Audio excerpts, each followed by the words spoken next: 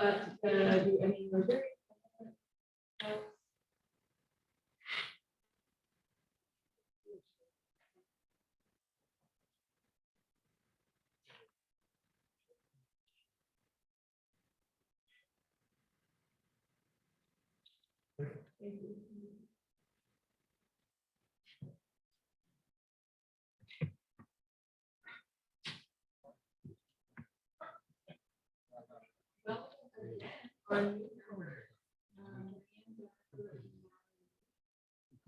Natalie and Beth.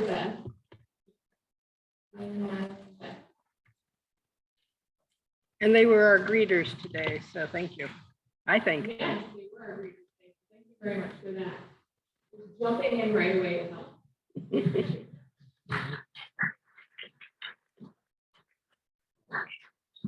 Welcome.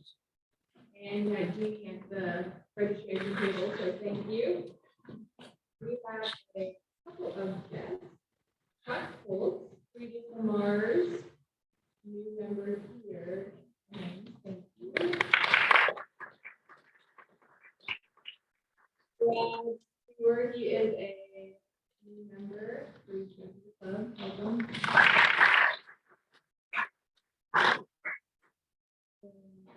Todd, I believe in the Anchorage Club. Thank you for coming.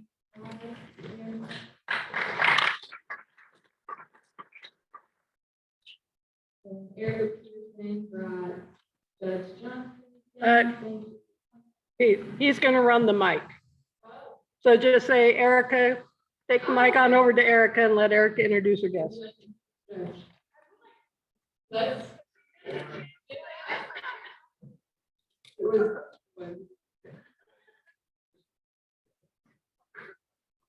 The judge.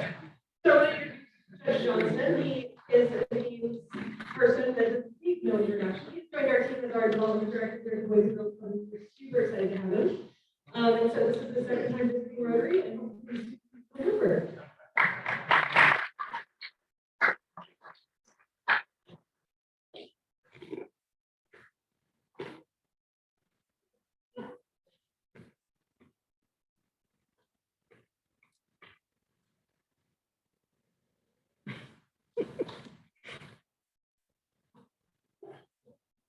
Got everyone? All right.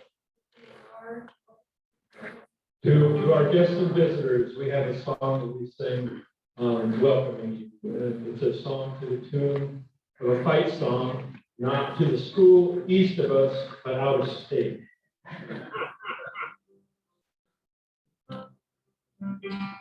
Welcome to the coming Rotary, the day of the month that will take the for our friends of the USA, we're glad that you are here today. Come back again whenever you're here. Join us today and we'll make you clear. Round the world you want to see. Welcome to Rotary. Wonderful. And then for our next song, Prue's been working on a fund drive, and this was written a couple years ago. The lyrics by Charles Knicker, our own Charles Knicker, and it was altered just a little bit there. You see, second line there perhaps. And it's sung to the tune of I've Been Working on the Railroad.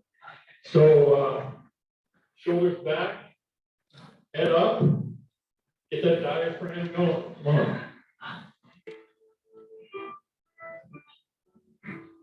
Who's been working on the road year? It is blooming this summer. Let's try that again. We didn't practice.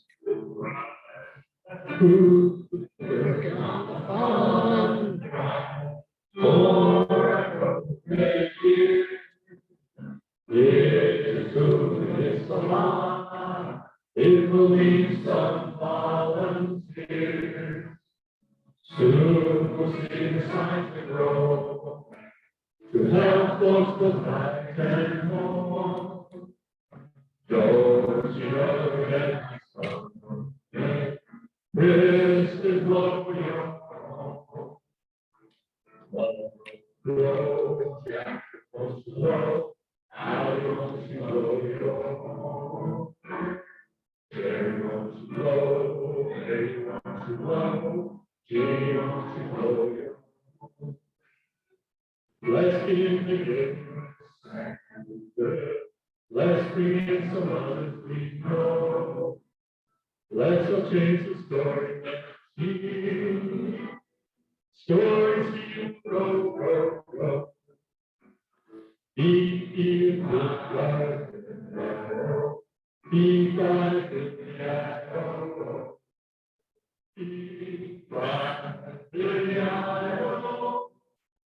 stories you grow. Thank you very much.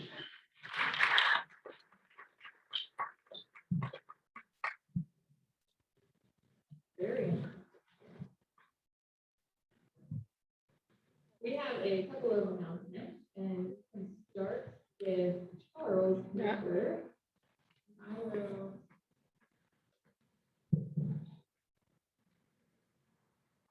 I have a flyer at your tables. The Ames United Church of Christ has a community lecture series. We call it it is the 36th annual Theologian in Residence. We bring in outstanding people normally. This will be the first time ever. It will be done on Zoom due to COVID. And I know academics know this. You know what an endowed chair is. A major. Karen King, who's a professor at Harvard Divinity School, now occupies the first endowed chair in this country. She's super special. I've heard her lecture in person. I've had a number of phone calls with her. She's outstanding. And the topic is going to be the challenges of truth in our time. Part of it for security reasons. Again, it's free. But you have to register to go to our church website, AMUCC, and you register. And actually, this week, probably tomorrow, you'll be notified with a link.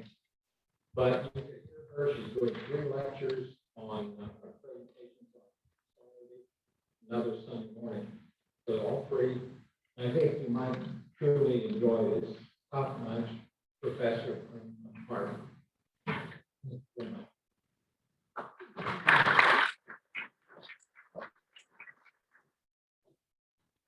Todd,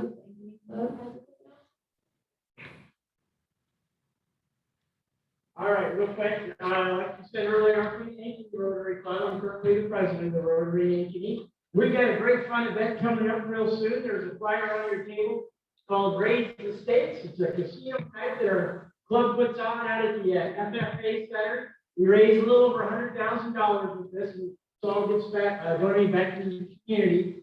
But we'd like you to come and check out the flyer. There's a place where you can go and register. You want to come on down to Ankeny on a Saturday, October 16th. We've got acrobats, it's a casino night, you get play chips, and there's drinks, and there's food, and then there's lots of items to bid on for our silent auction and live auction. Also, there's another flyer that event that we've got coming up. Actually, we did this event, it's called Bourbon and Bow Ties. If anybody likes bourbon tasting or whiskey tasting, did it with the Ankeny Rotary Club a few months ago, and we got one coming up next week with the Marshalltown Rotary Club. I used to be a member there. I moved to Ankeny, now with the Ankeny Rotary, but there's still people in Marshalltown that like to taste bourbon. So it's another fundraiser. All the funds raised from that event goes to the Boy Scouts of America, and we're having different bourbon tables, a little bit of taste of 15 different bourbons. Then we're also having a beer table and a wine table. And then we have several things that we auction off. There's lots of food. And also the big auction item, did this in Ankeny, is a wheelbarrow full of whiskey bottles. And we had about 20 bottles in it last time. It went for $900. So if you'd like to come out to Marshalltown Bourbon and Bow Ties, I'm hoping that we might be able to do one here in Ankeny or in Ames, a Bourbon and Bow Ties next spring or something. I'll invite it another time. Thank you so much.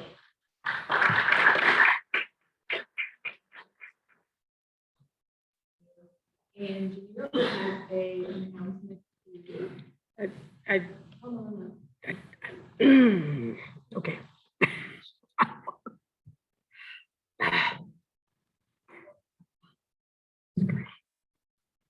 Okay, we all know our club has been hit hard by COVID, not meeting in person. We don't know what the upcoming months will bring, but we do know this. We have a great opportunity to fund one of our service projects. Sure, some of us have watered trees, we've handed out lunches, we've done books, but now we're going to do something big. We're going to get our name out there. You are all in the project. Oh, you don't know what it is. Well, in the next 10 days, you're going to be receiving a form from Karen about purchasing Christmas trees. Our club will be selling 26-inch balsam trees, handmade in northern Minnesota. The word is that if you keep them outside, they're going to stay green until February, if that's your choice. Get ready. The price is $30, payable upon your order, and $13 of that is going to go to our club. We are going to, with that big dollar amount, we're going to help fund holiday baskets. I bet the shareholders are on Zoom right now, and I bet Debbie Johnson is on Zoom right now, and I even would guess it could be Charles. You are going to help us. You Zoom people, I've been on Zoom. We're going to count on you as well as people here. So I plan to reach out to my neighborhood association. Kelsey is going to reach out to athletic department. Debbie Johnson and my buddy Dean Phillips have already said, we'll be a team leader. We'll get 3 or 4 people to help us deliver these trees. Yep, we're customer service. We're all about customer service. So you're going to have a chance to fill out the paperwork. The wreaths will be delivered the Saturday before Thanksgiving. No football game. No home football game. So if you're inviting guests for Thanksgiving, you'll have an opportunity to give the people that you're sharing the meal with a beautiful wreath. Maybe it's your UPS man. Maybe it's your mailman. For you people that own businesses, it's your employees. You can hang them outside. You can get them to your cleaning staff.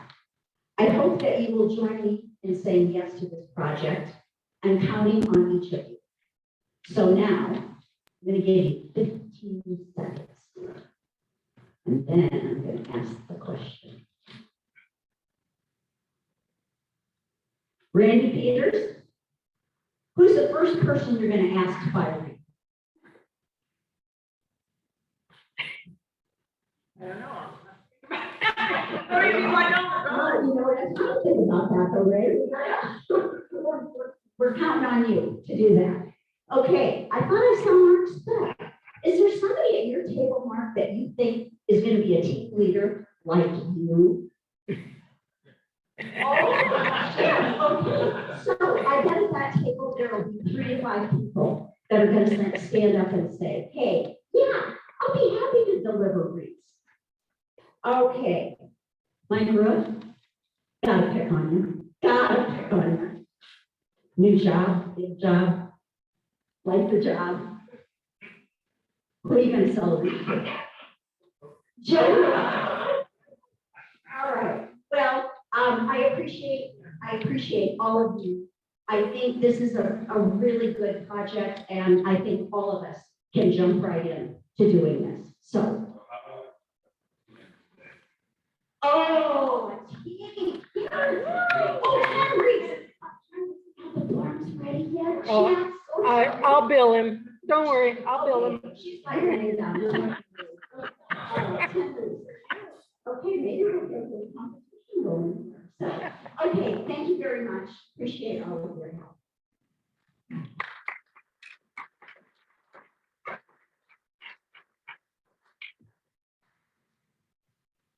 Very much. I will invite Jean. Thank you.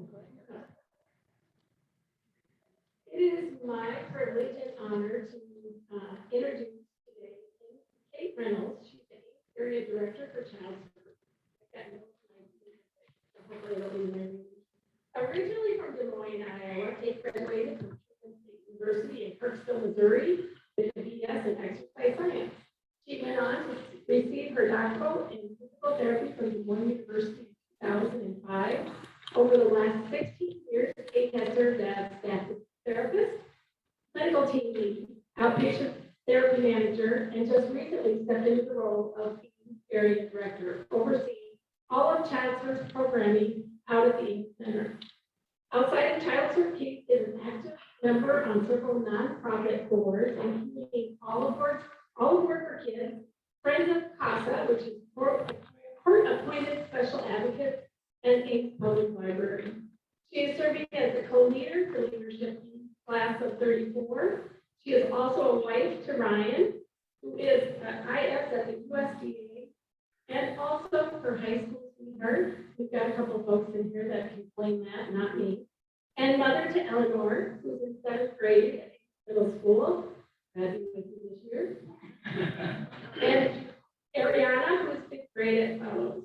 Kate and her family live here at Ames, and she enjoys hiking and biking the trails and exploring the many parks in the area, which there are a lot.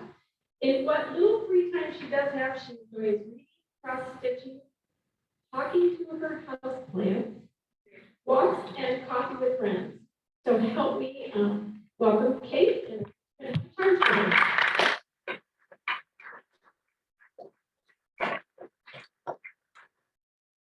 Hey, good afternoon. It's my pleasure to welcome you this afternoon to this club on behalf of the Rotary Club of Ames, and in doing so, to issue you a charge, a charge. In a few minutes, you're going to hear our program today, which is United Way of Story County. I thought it was particularly fitting that you were coming into the club on the day when United Way was, we know, before we hear the presentation, that they do a terrific job of identifying needs in this community, in this county, and marshaling resources, deploying funds to each of those organizations. And I was thinking about it a little bit today as I thought about what to say to you. And on a smaller scale, we do the same thing as a Rotary Club. We identify needs. You heard today Gene Grover talk about holiday gift baskets, twisting our arms to buy holiday gift baskets. But we do that. Many community organizations throughout this community, across the county, and throughout the world with holiday eradication. So I'd encourage you, as you come into this club, help us identify needs. When asked to volunteer, step up and volunteer, contribute when asked, and most importantly, as our motto would suggest, provide service of stuff. So welcome to the Ames Rotary Club. We're delighted to have you. And I'd ask at this time that the club please stand and welcome.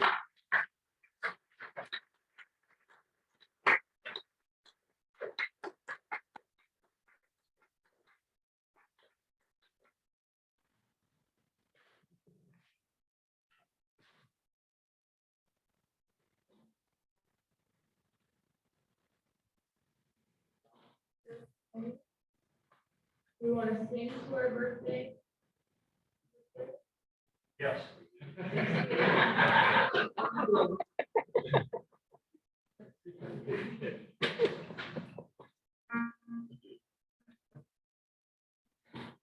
Happy birthday to you.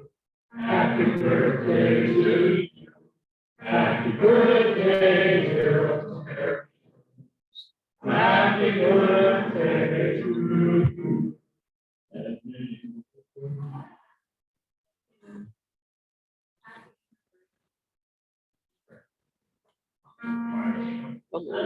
Happy anniversary to you.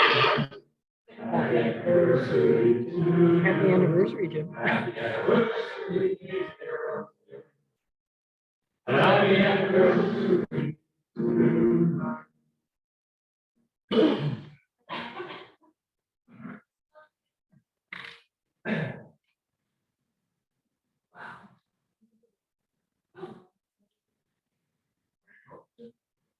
Wow, Jim, wow. Yes, ma'am. I will invite to introduce the speaker.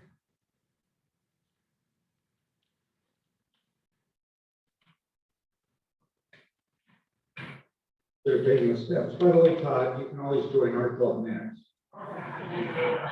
Bring some of that bourbon with you. Well, yeah, what a day to celebrate, what a day to enjoy, and what a day to launch another opportunity to support a local community effort. With us today, we have Kristin Pates visiting. She's the campaign director at campaign director at United Way of Story County, committed to inspiring people to join the fight for health, education, and financial stability. In her work with United Way, she's able to connect with caring people with meaningful ways to fund essential services, advocate for needs, and volunteer in a variety of ways. And that's because that's who she is. Kristin started at United Way of Story County in February of 2009, has a communication arts degree from Wartburg College in Waverly, Iowa. And she has the opportunity to live with her husband, Brian, and son, Connor, and daughter, Mara. And it is with that great pleasure and the opportunity that we look forward to hearing Kristin this afternoon. Thank you, Kristin.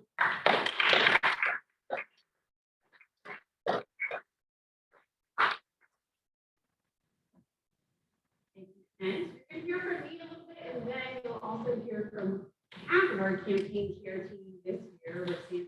So my counselor's request, I think, sent it to the wrong location. He fought through adversity though, and is here with us today. Also, as a new-ish member of the club, I want to just a few minutes before the United Way side of things and talk a little bit more about myself. Everybody likes to hear that, right? So I did start at United Way in February of 2009, got married that same year to my husband, Brian, works at Mary Riley Medical Center and has been there for 17 years. It is his birthday today, he's 37.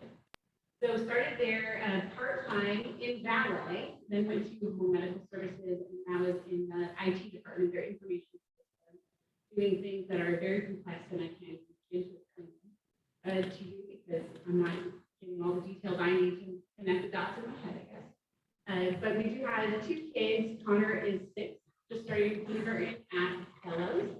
And if you want any tips on how to go to the principal's office on the 3rd day, get them to you. A little bit of a joker. And then Mara is 2, out-of-home daycare provider. My lunch table earlier, she's feeling every bit of her 2-year-oldness right now and asserting herself and her independence. And when I'm not doing work or family things, then I like to play volleyball, read, look at historical fiction. I don't talk to my houseplants. That's because I can't keep them alive, and maybe that's the step I was missing. So now on to United Way. Actually, I'm going to back up one more step too. So as a new-ish Rotarian, I had 2 in-person meetings and then we went virtual for that period of time, but really been impressed with how the club continues to engage as club members and in service. We've been able to volunteer with some of those projects, including collecting supplies for the bridge home, and Jim Patton gave my then 5-year-old a little rotary phone, and it's really gotten a lot of clout with the 5-year-old crowd, so that was a lot of fun to be able to do that. And hats off to Karen too for keeping us all up to date on the tech stuff. All of the things you never thought you were going to want to know, now experts. So my goal today, not only to update you on United Way things, but also to wrap up well before 1, because as I understand it, Story County Emergency Management is doing test alerts today at 1, and so all of your phones are going to be going off, or they're going to be texting them. So I don't want you to be driving when that's happening. So if I get done at 12:59, skip it a little bit, and I have one more to promote.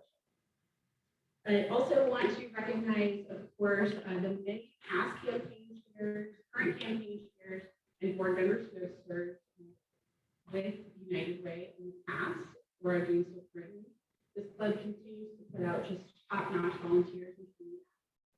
And then also we have our president and CEO, Jean Cressy, as a longtime club member and past club president as well. So on to United Way. I'm going to be doing the speaking and the slide flipping. So if you're noticing that my slides are falling behind of what my content is, somebody get out of this.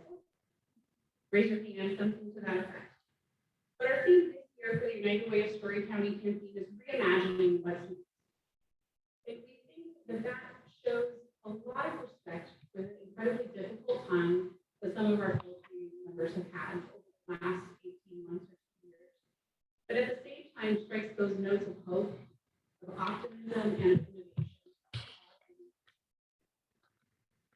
So many other organizations who were taking stock of what we had to do over the past 18 months, and then keeping what works and throwing out what was at and not want to do any further.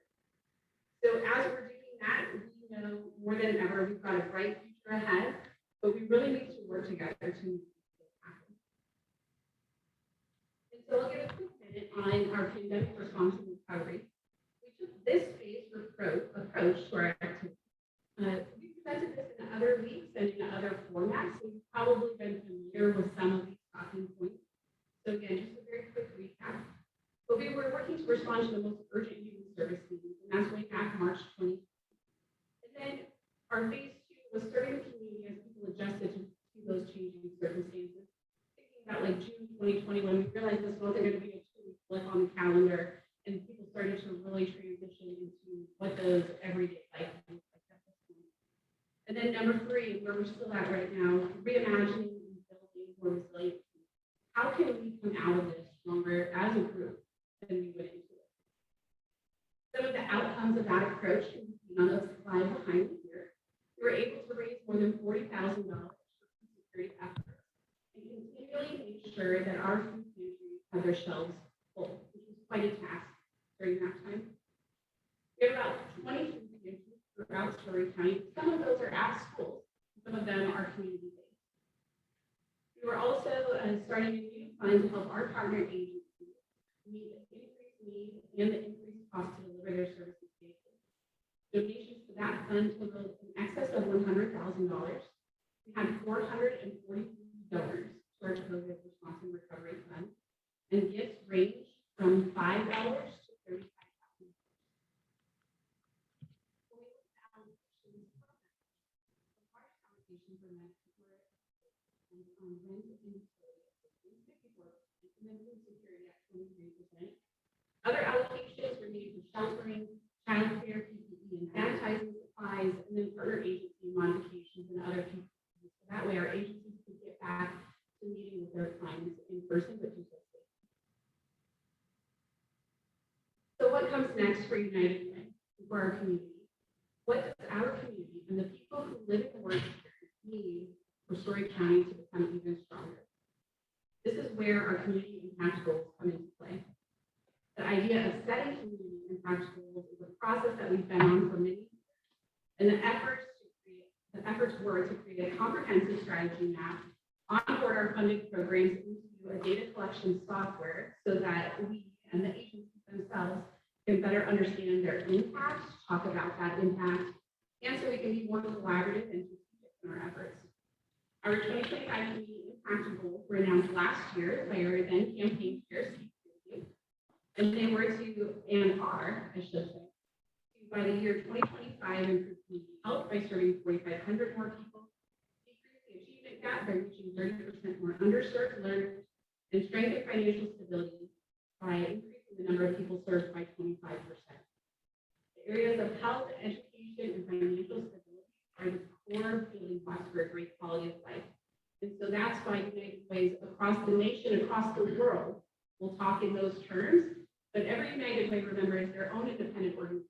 So our local board of directors set these targets and will allocate funds so that we can over the next 4 years.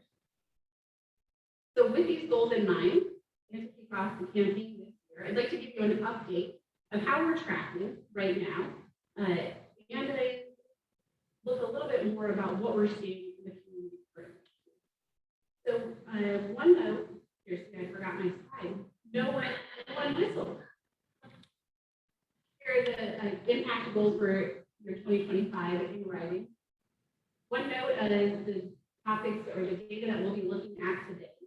This is for public discussion, but it's our year 1 time collection, which would be July 2019 through June of 2020. So this time period has 3 months of pandemic impact.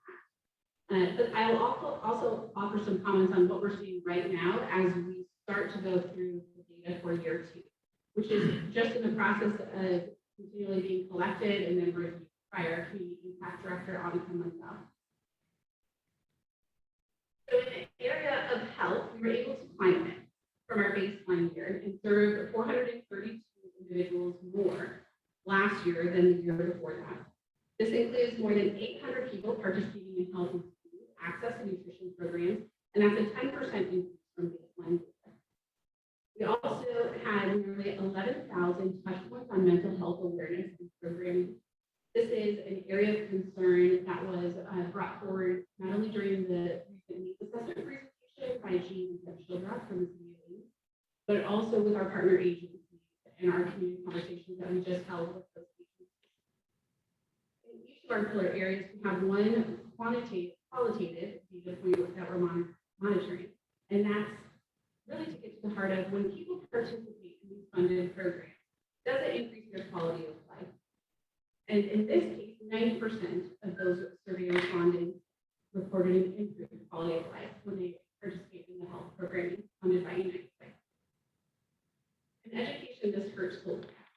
But I'm not going to go too fast over this slide, even though that bit is painful to see. But this is what happens when United Way funded programs and when our partner agencies can't do what we do. A decrease of nearly 3,000 individuals in our health.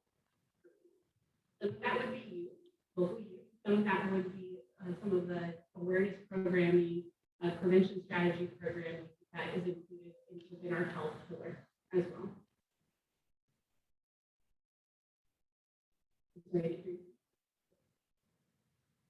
So in education, what we're looking at right now is where can we make our change, right? So when we look at year 2 data here, it's going to be better. So that's why I'm leaving it here for you to see. This is what happens when United Way can't do what we do. It will improve next year. And yet we know there's going to be continual catch-up work that our community and our partner agencies are going to be working towards. The latest data for first grade reading levels out of the state of Iowa is really scary. This is statewide data. Reading proficiency for first graders used to be someplace in the 70s. And that year it dropped to the 40s. That's really scary.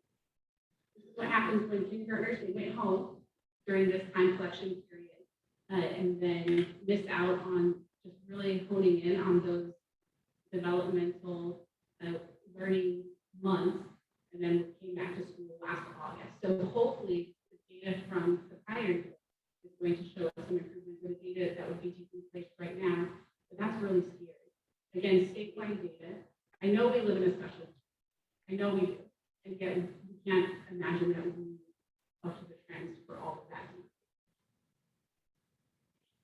So the youth engagement efforts that United Way is part of or part of will continue to strategize what we can do to help catch those kids up.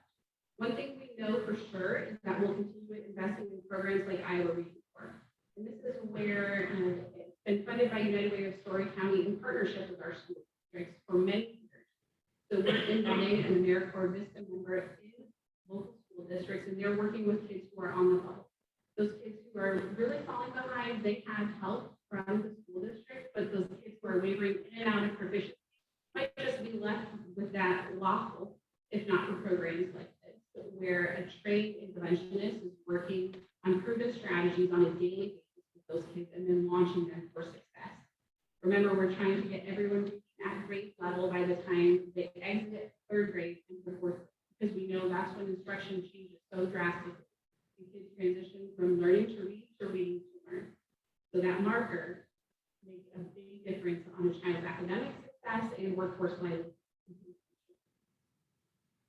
We know that any dollars that are invested in those first 5 years in that kindergarten readiness, there's just a wealth of research out there. Okay, next slide. This is really interesting to see our financial stability. We held relatively steady in the year of financial stability in our year 1 collection data, which we think is a win given that time period. But it's really interesting to look at year 2 of this, which just closed in July, because we take a big leap. And wouldn't that be great if we could work ourselves out of a job here at United Way? But we know that that decrease might be a momentary dip down and then surface back up. The decrease, we're attributing that to likely extra financial stability support that existed through stimulus monies, preschool lunch for all, additional or expanded benefits, including SNAP and now child tax credit. So the good news is people weren't reaching out for help, and yet we know more new kids are coming to our area food pantry in numbers that we hadn't quite expected to be seeing right now. One of our largest area food pantries is consistently seeing those new clients each month. Their highest new client month was May 2020, when they saw roughly 4 times their typical new traffic. And then again last month, which is the part that we can't quite put a finger on yet. In August 2021, they saw another new spike. So up to this point, I've been discussing these 3 issues as though they're standalone, but one place where we know have a lot of cross between financial stability, health, and education is the area of child care in the state of Iowa. Iowa has one of the highest rates of children, of families with children under the age of 6, where one or both parents work outside of the home. Over the past 5 years, Iowa has shed a chunk of its child care business, unfortunately, and now we have a resulting shortfall of nearly 350 child care spots across the state. So 350 kids are ready to go into care, but when their parents call, there's no place to send them. And so when we look at the Story County numbers, we see the estimated shortfall from Iowa Child Care Resources and Referral, that's estimated at 2,200. So Ames and Story County short 2,200. And also, we have to have affordable child care for our families. Without access to affordable child care, parents are unable to enter the workforce, and once they are, they're more likely to be distracted or absent because of child care concerns. The cost of child care is prohibitive for many families. A median income family making $85,000 a year with one child will pay between 9 and 16% of their income for child care. Lower income families who don't qualify for child care assistance programs may have to pay as much as 35% of their income for child care. That is a huge stumbling block to getting some of the employment issues met here in Story County. So what can United Way do about it? We can fund sliding fee scales at our 4 partner agency child care centers, of which child services is of course one of them. We also granted monies from the COVID-19 Response and Recovery Fund to help those child care centers reopen if they had closed, or to help with access to increased sanitation and PPE for their staff. Staff at United Way continually participate in community conversations and efforts to raise awareness of the need for additional child care and for their local child care options and availability. We had a pandemic partnership with Story County Emergency Management Operations Center. We're active in the Business Child Care Task Force as a task force member, and have discussions with Iowa State Child Care Task Force as well. This issue, I want to say, isn't one that's just United Way working on. I know that Dan and his team at the Chamber have also been paying close attention to this. And in March of this year, the Chamber announced more than $630,000 had been awarded to area child care programs grants from the state of Iowa. And that also includes child care as well. So these monies increase access for slots for special needs children, infant care slots, and school-age kid care spots. Another thing that United Way can do is start at home. So 2 years ago, giving this presentation, I would have probably looked at kind of like the photo on the street. Hopefully Mara would have been thinking nicely in her carrier. But we started this policy, our board of directors did in 2009, where a parent could bring an infant with them to the office for up to 6 months old. Had to work for the parent, had to work for the baby, but it really was a way to kind of break the mold on child care issues in the community, and one that we stole as another good idea from a company like Point. So you can feel free to steal that from us. What we know for sure is that our community issues are complex and they can't be solved unless we're working together. United Way is ready to continue to be a leader in human services, and we can bring together the right people and the right organizations to make meaningful change. Achieving our 2025 community impact goals is the next step forward in a more promising future for Story County. But we can't do this without you. And so at this point, I'll ask Rick Sanders to come forward. Rick and Callie are longtime advocates for United Way and our campaign chairs. So I think I'll give him a moment to address the group and then we'll field any questions. Good afternoon, everybody. I'm so excited to be here. It's been too long since I've visited Rotary. I went to the gateway. Of course, as I realized I was at the wrong spot, Governor Reynolds never quick exit. So I apologize for being late, but I'm so excited to be here. So Callie and I had a fantastic opportunity just over 18 years ago to come to Ames. Quickly realized that this Ames is special. And I say that as somebody who has lived all over the country. I'm so proud that my 3 children are from Ames. And while they don't reside in Ames anymore, one's in Amsterdam, one's in Richmond, one's in San Diego, you never leave it. Take Ames with you wherever you go.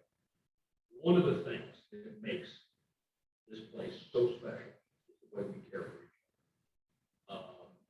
United Way and Rotary, but I'm here to speak on behalf of United Way today. United Way is starts with our staff, Gene, Kristin, and the entire staff of United Way.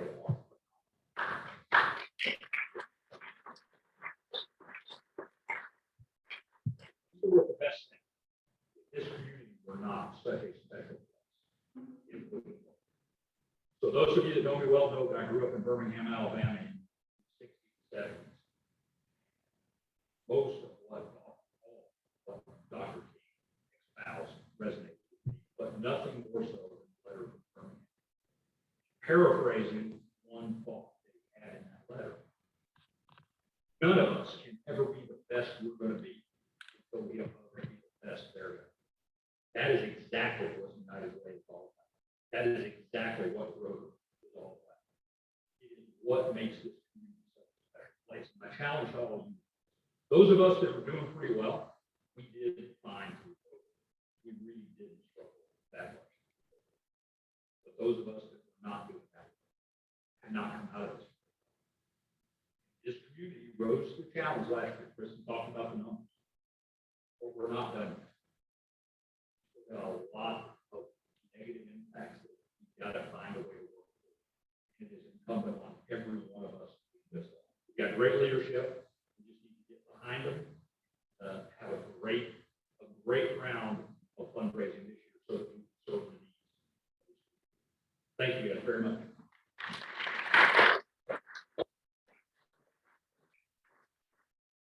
One here word from Rick. We want you to join us on our camping kickoff next week, September 24th at the ST parking lot of Jackson. We're going to be on that green space where that new sculpture is. Or you can listen wherever you are because we'll be broadcast on KASI. So you'll get some of this and some other new information. At this point, I think Rick or myself, we'd be happy to take any questions that you have. And I'll run a microphone to you. I put the presentation together last week, and then I did my nighttime prep, which is when I dream about the presentation. And then Friday night, I wasn't wearing shoes, so I'm wearing shoes today. You guys can confirm. And then on Saturday night, there were court jesters that interrupted. And luckily, neither of those things happened, so it's all going smoothly right now.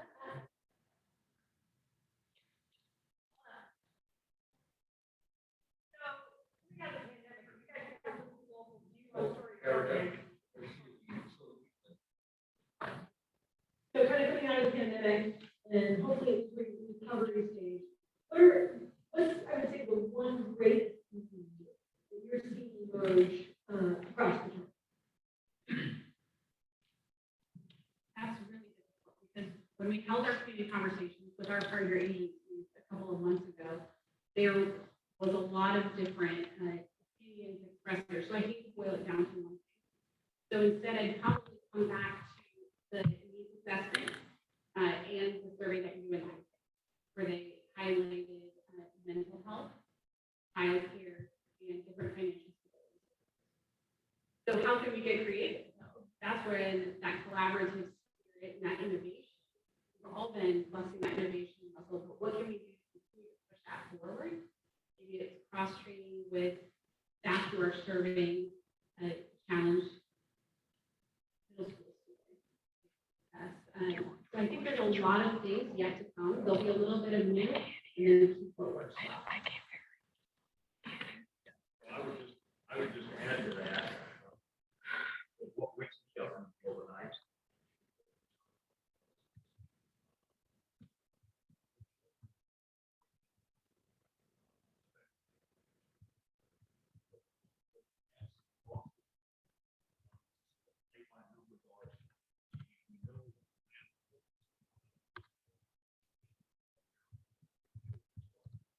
That's what you feel. If go back, the children that are in great situations, COVID was hard, but it wasn't easy.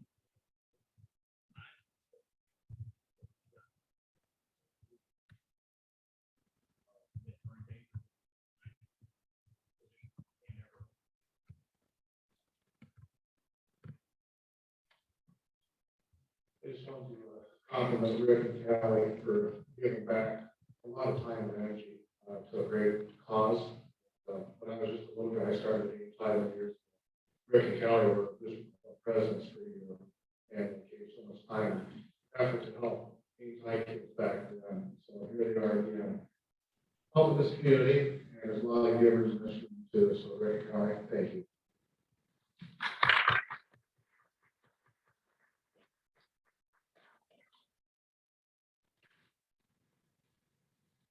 When we speak of Story County, how many individuals are we speaking about? Because I tend to think of games. What's your outreach? Yeah, so I can answer the question as of 2018 pretty solidly. Quite frankly, since I left Story County as supervisor, I haven't paid close attention, but we were approaching 100,000 residents in Story County. Not sure what the census number, I don't know if I see. But is it over 100,000? Right at 100,000. Again, I just share some of the significance and the impact that United Way will have for you folks. Any other questions? Gene, you can. I can get up there. I'm just gonna make a statement. So I know that everybody's feeling a little blue because of the football game on Saturday. But I want to let you know that our arch rival, University of Iowa, is below us in what they raise for their United Way in Johnston and Washington County. So go Cyclones.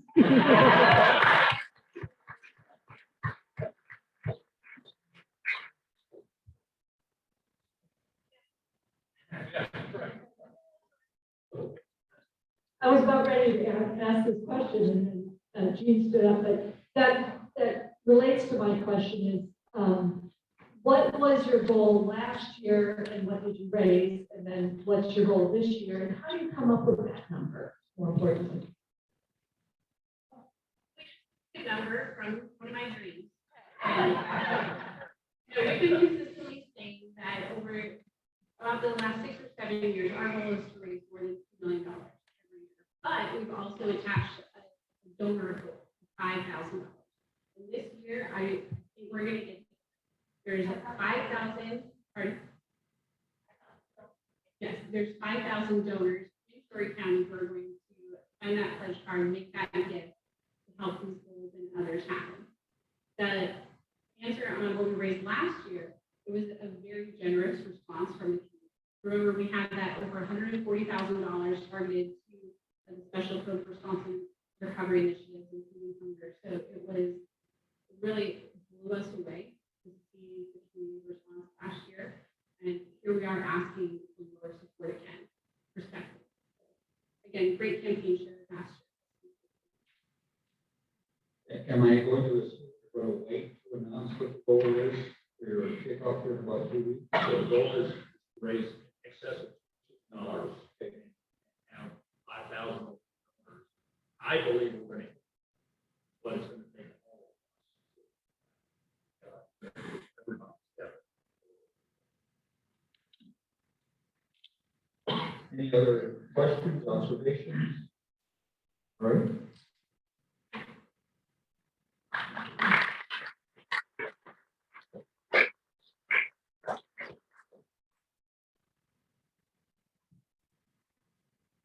I guess I'll just use this one. We do obviously want to thank you. There is the old sage advice or adage, united we stand. And with that, we can stand with you fine folks and give the 4-way test. And before we do that, we do have a book that we'll have each sign that we will obviously give to the, well, young person check out when they're 2 years old. Of the things we think say are due, is it true?